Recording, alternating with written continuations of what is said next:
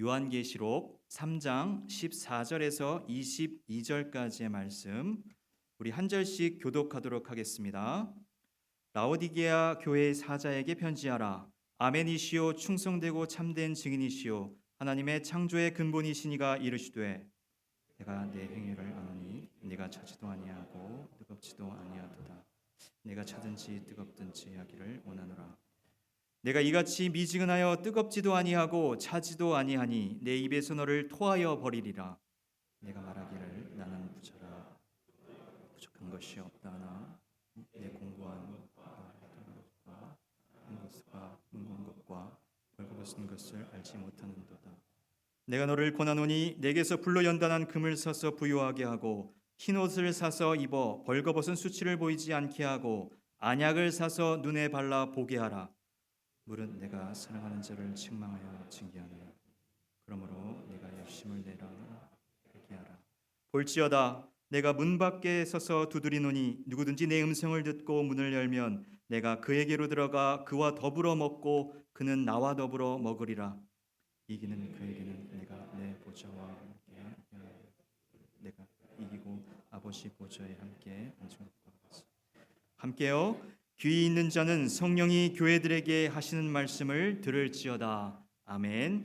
이 시간 담임 목사님 나오셔서 문을 열면이라는 제목으로 말씀 전하실 때 큰 은혜 받으시기를 바랍니다. 네, 어린이들이 어제 여기서 자고 함께 우리 예배 드리는데요. 너무 어렵고 힘들면 그렇게 지금처럼 목사님 얼굴 그리면 돼요. 잘 들으시기 바랍니다. 자, 세계에서 가장 부자 나라는 어느 나라일까요? 단순한 GDP, GNP 이런 것만 비교하는 것 아니고 여러 가지 종합해서 문화적 수준이라든지 다 종합해서 비교하면 미국이라고 하는 데에 별다른 의의가 없을 줄 압니다. 그런데 세계에서 끼니를 굶는 사람이 가장 많이 사는 나라는 어디일까요? 그것도 역시 미국이라고 합니다. 약 1,100만 명이 경제적인 어려움으로 끼니를 굶는다고 이야기를 합니다. 그런데 1,100만 명이나 배를 골고 있는 나라 미국 땅의 다른 한편에서는 1년에 무려 4천만 톤, 8톤 트럭으로 500만 대 이상의 음식이 쓰레기로 버려지고 있다고 합니다. 풍요 속의 빈곤인 것이죠. 바로 이런 풍요 속의 빈곤을 경험하고 있던 교회가 라오디게아 교회였습니다. 이 교회는 소아시아의 7개의 교회 중 서머나 교회와는 정반대의 처지에 있었던 교회였습니다. 주님께서는 서머나 교회를 향해서 내가 궁핍한 것 같으나 실상은 내가 부유한 자니라 하셨는데 라오디게아 교회를 향해서는 17절 말씀에 내가 말하기를 나는 부자라 부유하여 부족한 것이 없다 하나 내 곤고한 것과 가련한 것과 가난한 것과 눈먼 것과 벌거벗은 것을 알지 못하는도다 그러십니다. 서머나 교회가 가난한 것 같으나 부유한 교회였다고 하면 라오디게아 교회는 부유한 것 같으나 가난한 교회였던 것이죠. 라오디게아라는 도시는 라쿠스강 계곡을 따라서 15km 그 반경 내에 골로세와 히에라폴리스라고 하는 도시와 삼각형을 이루고 있었습니다. 본래의 셀루커스 왕조의 안티오커스 2세의 아내 이름이 라오디게아인데 그녀의 이름을 가지고 이름을 지은 도시가 이 라오디게아였던 것입니다. 라오디게아 교회를 향한 주님의 메시지를 좀 살펴보십시다. 먼저 라오디게아 교회를 향해 말씀하시는 주님의 모습은 이렇게 말하고 있습니다. 14절에 아멘이시오 충성되고 참된 증인이시오 하나님의 창조의 근본이시니가 이르시되. 아멘, 충성됨, 참됨 이런 단어들은 한결같이 주님의 신실하심을 표현하는 단어들입니다. 아멘, 여러분 잘 아시죠? 여러분도 아멘 많이 하시잖아요. 참으로, 진실로, 실로 이런 뜻이죠. 예수님이 진실로 진실로 너희에게 이르노니 이렇게 말씀하실 때 그 진실로가 히브리어로 아멘이에요. 진실로 진실로 아멘 아멘 이렇게 말씀하시는 거예요. 주님은 아멘이십니다. 주님은 변덕스럽거나 종잡을 수 없는 분이 아니세요. 말씀하신 것은 반드시 이루시는 분이십니다. 그러므로 주님의 말씀은 신뢰할 수 있습니다. 주님은 또한 창조의 근본이라고 말씀하십니다. 만약에 이 라오디게아 교회가 주님의 음성을 제대로 듣고 응답하기만 한다면 이 교회도 주님의 창조의 능력으로 새로워질 수 있는 희망이 있는 거예요. 우리를 창조하신 분이시니까 우리를 다시 새롭게 고치실 수도 있는 분이신 것입니다.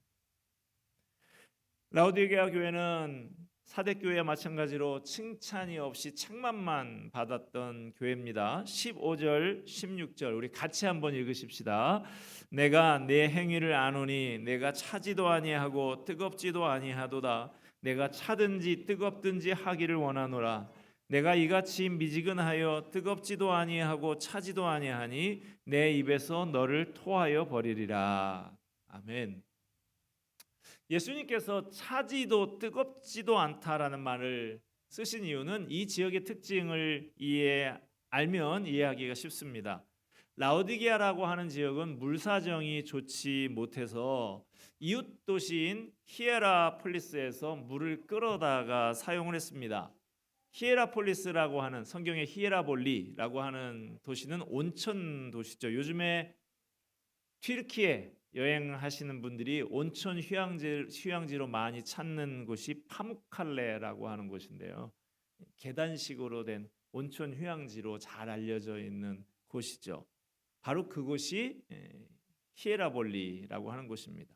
라오디게아는 약 11km 떨어진 히에라볼리에서 온천수를 공급을 받아서 사용하다 보니까 히에라볼리에서 용출되는 뜨거운 온천수가 라오디게아까지 오는 동안에 식어서 거기쯤 오게 되면 차지도 않고 뜨겁지도 않은 미지근한 물이 되는 것입니다.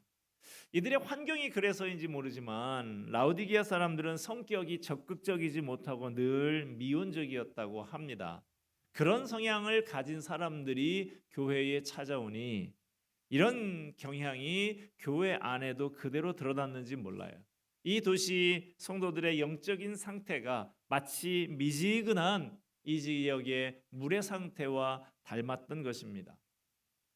미국에서 남북 전쟁을 할 때였습니다. 남군과 북군의 그 경계선에 랑카스타라고 하는 마을이 있었습니다. 언제 누가 쳐들어올지 모르는 상황이었어요. 마을 사람들이 의논을 합니다. 우리 비상시를 대비하자.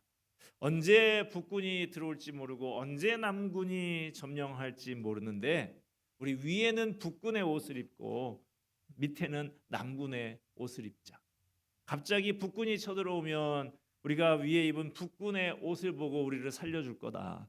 남군이 갑자기 쳐들어오면 우리가 밑에 입은 남군의 옷을 보고 우리를 살려주지 않겠냐. 그래서 그렇게 했어요.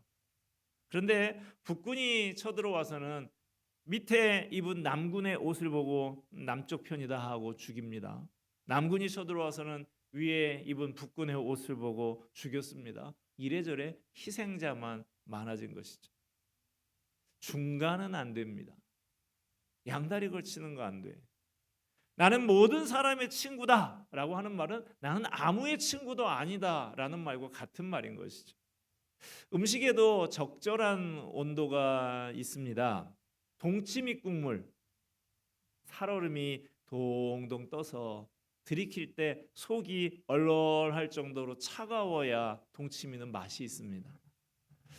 반대로 순댓국이나 동태찌개는 펄펄 끓어서 잘못하면 입천장이 벗어지도록 뜨거워야 맛이 납니다. 붕어빵이나 호떡이나 군고구마도 후후 불면서 그렇게 뜨겁게 먹어야 맛이 있죠. 미지근한 동치미 국물, 식은 순댓국, 식은 붕어빵, 호떡 영 맛이 없는 것이죠. 그리스도인은 그리스도인다운 맛이 나야 하는 것입니다. 주님을 향한 사랑과 열정으로 뜨겁게 불타올라야 그리스도인다운 거예요. 식은 순댓국, 식은 붕어빵, 미지근한 동치미 국물, 김 빠진 콜라 그렇게 되면 역겨운 것입니다. 그렇게 미지근하면 역겨워서 토해내겠다고 주님은 말씀하십니다. 라오디게아 교인들의 상태는 열정을 상실한 상태였습니다. 왜 그렇게 됐을까요? 성경학자들은 교만 때문이라고 지적을 합니다. 라오디게아 도시는 부자 도시였습니다. 당연히 거기에 살던 성도들도 꽤 넉넉하게 살았을 거예요. 물질적으로 풍요로운 환경 속에서 그들은 자신들의 영적인 상태를 바라볼 수 있는 안목을 상실해 가고 있었던 것입니다. 17절 말씀 봅시다. 내가 말하기를 나는 부자라 부요하여 부족한 것이 없다 하나 내 곤고한 것과 가련한 것과 가난한 것과 눈먼 것과 벌거벗은 것을 알지 못하는도다. 라오디게아라는 도시는 당시 세 가지로 유명했습니다. 첫째는 금융업이었어요. 라오디게아는 교통의 요충지로서 요즘식으로 말하면 소아시아의 여러 곳을 연결하는 허브 도시였습니다. 그러다 보니까 이 도시에 돈이 많이 돌고 있었고 은행이 여러 개 세워지고 금융업이 융성했습니다.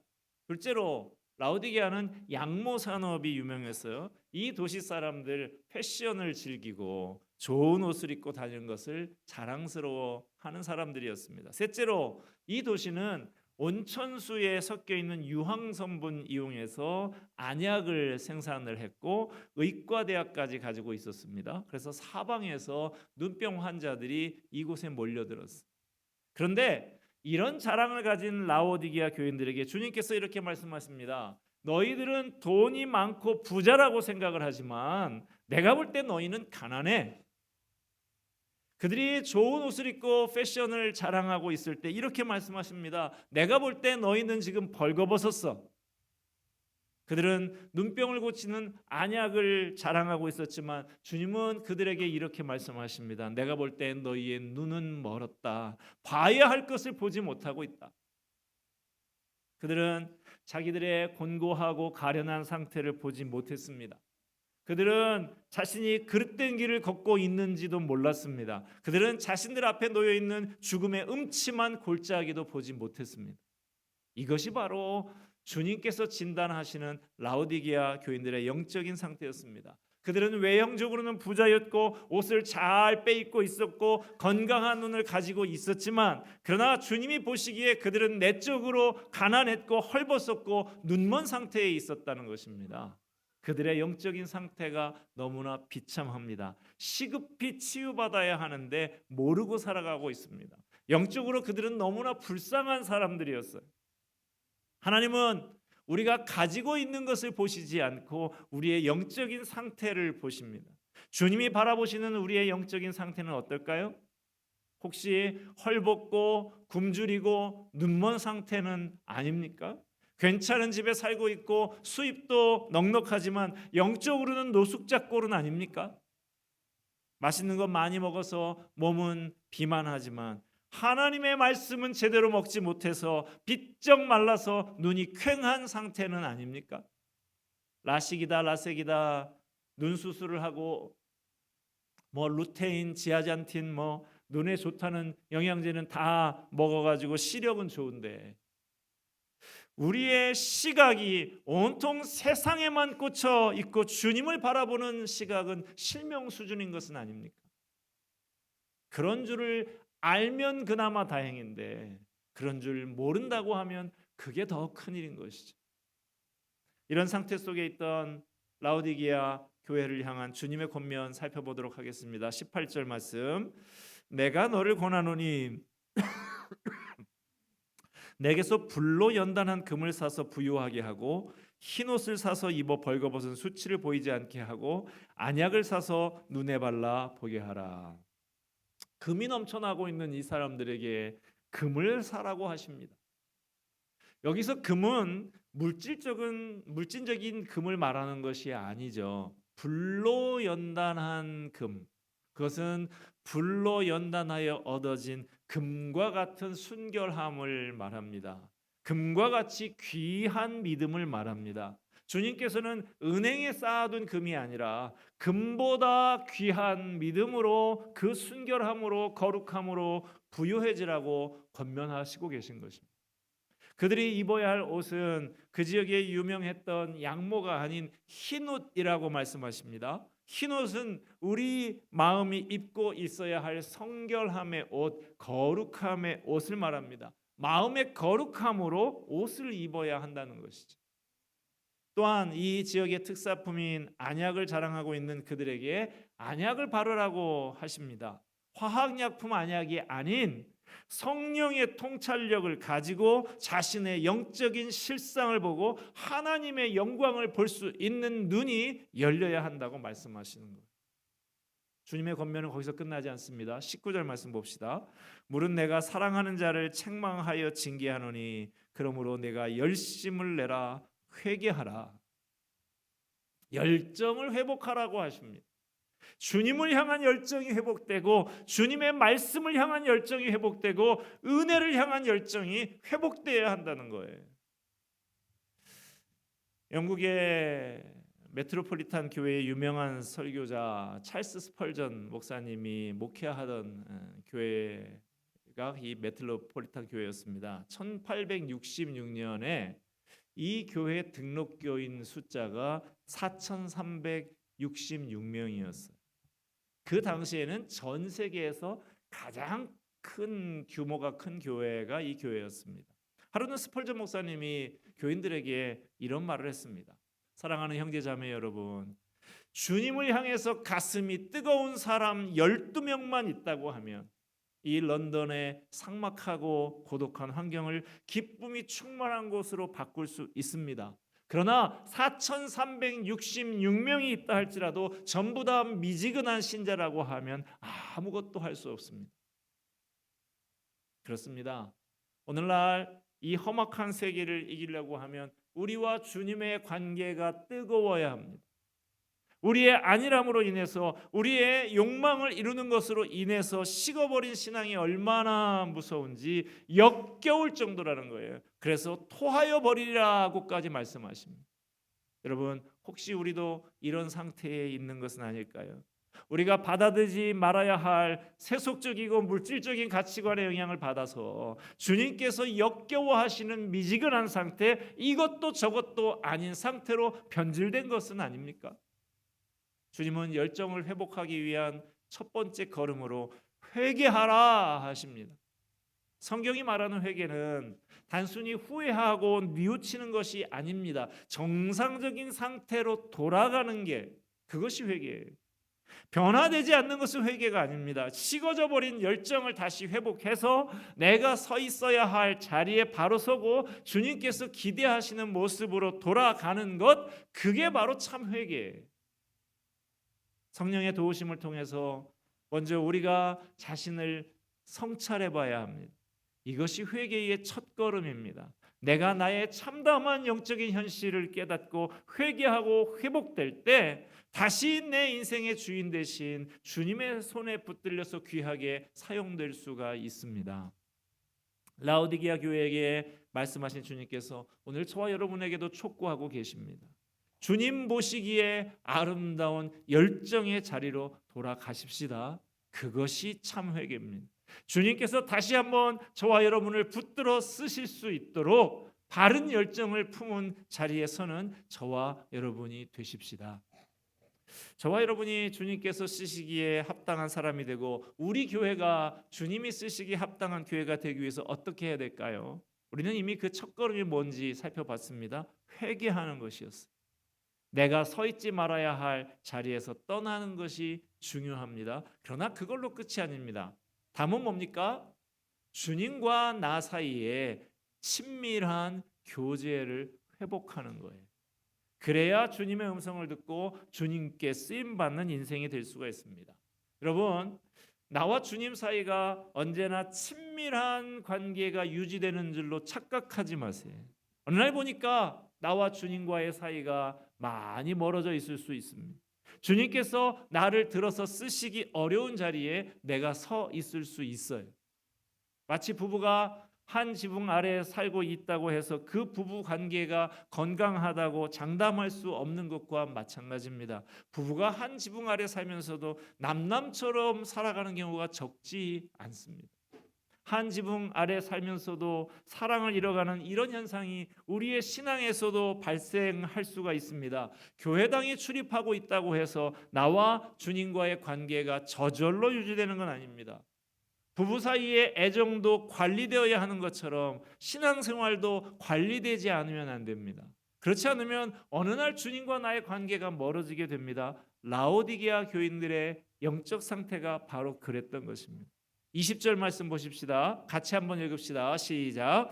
볼지어다 내가 문 밖에 서서 두드리노니 누구든지 내 음성을 듣고 문을 열면 내가 그에게로 들어가 그와 더불어 먹고 그는 나와 더불어 먹으리라. 자, 이 말씀 우리 많이 익숙하시죠? 사형리에도 나와 있고, 우리는 이 말씀을 믿지 않는 사람들에게 전도할 때 사용하는 경우가 많지요. 당신 마음의 문을 열고 예수님 영접하라고. 그런데 이 요한계시록 3장에 이 라오디게아 교회에게 주신 이 본문의 문맥을 살펴보면 사실은 이 말씀은 이미 예수를 영접한 적이 있는, 예수를 믿고 있는 라오디게아 성도들에게 주신 말씀이었습니다. 그러니까 이미 믿는 성도들이라고 할지라도 주님을 내 마음의 문 바깥에 세워놓고 주님과 나 사이에 교제가 없이 사는 것이 얼마든지 가능할 수 있다는 사실이에요. 우리가 신앙생활을 제대로 관리하지 않으면 주님과의 관계가 끊어지는 것 정도까지는 아니라 할지라도 교제는 끊어질 수가 있습니다. 마치 한 지붕 아래에서 사는 부부가 사랑 없이 대면 살 수 있는 것처럼 교회당에 드나들면서도 주님과 나 사이에 아무런 교감이 없는 형식적인 신앙생활이 될 수가 있다는 사실입니다. 이 문제부터 해결해야 된다고 주님께서 안타까운 심정으로 우리의 마음 문을 두드리고 계십니다. 우리의 마음 문을 활짝 열라는 거예요. 우리의 마음 문을 두드리고 있는 애절한 주님의 음성에 귀를 기울이시기를 바랍니다. 그리고 주님과 친밀한 교제를 다시 회복하십시다. 원래 이 라오디게아 교회는 눈바라고 하는 여인의 집에서 가정교회로 시작한 교회였습니다. 골로새서 4장 15절 말씀 보면요, 라오디게아에 있는 형제들과 눈바와 그 여자의 집에 있는 교회에 문안하고, 이렇게 되어 있습니다. 가정에서 모인 교회였어요. 가정에서 모이면 여러분 더 친밀함을 느끼지 않습니까? 라오디게아 교회는 눈바라는 여인의 집에서 모여서 그들의 모든 삶을 함께 나누며 서로 돌보며 사랑하는 그런 끈끈한 사랑의 교제로 시작된 교회입니다. 그런데 세월이 흘러서 교회의 덩치가 커지면서 주님과의 교제, 성도들 간의 친밀한 교제를 잃어버린 것으로 보입니다. 덩치는 커졌지만 썰렁한 교회가 된 것이죠. 두려운 것은 우리 교회에서도 그런 일이 일어날 수 있다는 것입니다.